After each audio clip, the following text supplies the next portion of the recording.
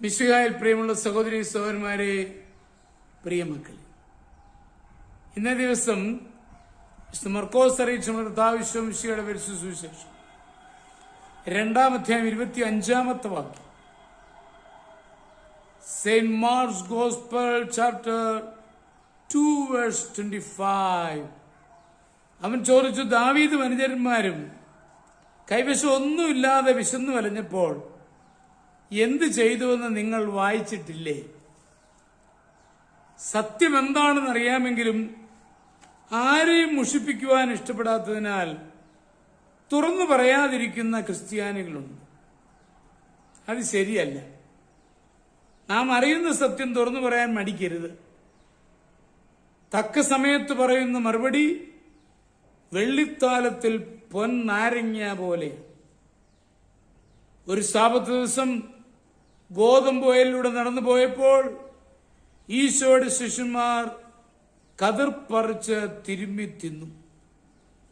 Sabbath ലംഘിച്ചതിന് കണ്ടെന്ന പുരുഷന്മാർ കുറ്റം ആരോപിച്ചു. ഈശോ ഈ സന്ദർഭം കൈകാര്യം ചെയ്തത് പ്രത്യേകം ശ്രദ്ധാർഹമാണ്. താനൊരു മറുചോദ്യം തുറന്നു ചോദിച്ചു.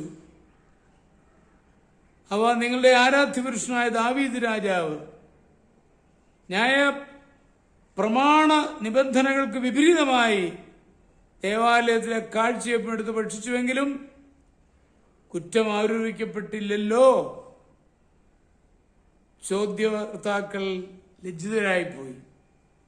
തലതാഴ്ത്തി വഴങ്ങാതെ ധീരമായി മറുപടി പറയുന്നത് ഈശോയുടെ സ്വഭാവമായിരുന്നു.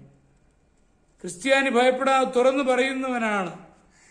സത്യത്തിന് സാക്ഷി നിന്ന് തുറന്നു പറയുവാൻ നാം ഒരിക്കലും മടിക്കരുത്.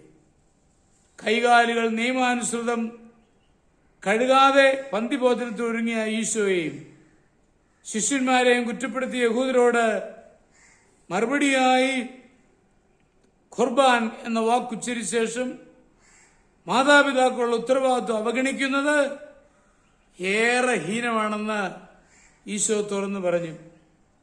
സാമുവേൽ പ്രവാചകൻ സൗൽ രാജാവിനോടും നാഥാൻ ദാവീദിനോടും യോഹന്നാൻ സ്നാപകൻ ഹെറോസിനോടും സത്യം തുറന്നു പറഞ്ഞു. ദൈവപുരുഷന്മാരൊരിക്കലും ഭീരുക്കളല്ല. സത്യമെന്ന ബോധ്യമുള്ള കാര്യങ്ങളെ ഭയപ്പെടാതെ തുറന്നു പറയുവാൻ നാം മടിക്കരുത്. ഈശോ സത്യത്തിന് സാക്ഷിയായിരുന്നു. നമ്മളും സത്യത്തിന് സാക്ഷിയാണ്.